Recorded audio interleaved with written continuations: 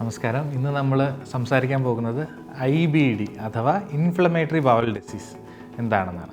Inflammatory bowel disease എന്ന് പറഞ്ഞാൽ ഇതൊരു ഓട്ടോ ഇമ്മ്യൂൺ ഡിസീസാണ്. അതായത് നമ്മുടെ ശരീരത്തിലെ രോഗപ്രതിരോധ ശേഷി നൽകുന്ന ഓട്ടോ ഇമ്മ്യൂൺ സെൽസ്, വെള്ള രക്താണുക്കൾ ശരിക്കും ചെയ്യാൻ പാടില്ലാത്തതാണ്. പക്ഷേ അവർ നമ്മളുടെ തന്നെ ശരീരത്തിലെ പല അവയവങ്ങളെ അറ്റാക്ക് ചെയ്യുന്നത് പോലെ. ഇത് മെയിനായിട്ട് 2 രീതിയിലുണ്ട്. ചിലർക്ക് അത് അൾസറേറ്റീവ് കോളൈറ്റിസ് എന്നുള്ള അസുഖമായിട്ട് വരാം, ചിലർക്ക് അത് ക്രോൺസ് ഡിസീസ് എന്നുള്ള അസുഖമായിട്ട് വരാം.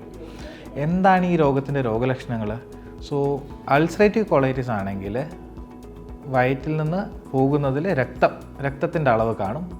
മൾട്ടിപ്പിൾ ടൈംസ് പോകാൻ തോന്നും, പോയി കംപ്ലീറ്റ് ആയില്ല എന്നൊരു ഫീലിംഗ് വരും. ഇതൊക്കെ ആയിരിക്കും അൾസറേറ്റീവ് കോളൈറ്റിസിൻ്റെ രോഗലക്ഷണം. ക്രോൺസ് ഡിസീസിലോ ഡയറിയ, വയറിളക്കം, വയറുവേദന, വെയിറ്റ് വെക്കാതിരിക്കുക, ഇല്ല ഉണ്ടായിരുന്ന വെയിറ്റ് കുറയുന്നു, ഇങ്ങനെയുള്ള രോഗലക്ഷണങ്ങളൊക്കെ ക്രോൺസ് ഡിസീസിൽ കാണാം. ഇത് രണ്ടിലും സന്ധിവേദനകളും ഇതിൻ്റെ കൂടെ കണ്ടുവരാറുണ്ട്. നിങ്ങൾക്ക് IBDയെക്കുറിച്ച് കൂടുതൽ അറിയണം, ഇല്ല ഇതുപോലെ എന്തെങ്കിലും സിംറ്റംസ് നിങ്ങൾക്കുണ്ടെങ്കിൽ നിങ്ങളുടെ ഡോക്ടറെ ഒന്ന് കൺസൾട്ട് ചെയ്യുക.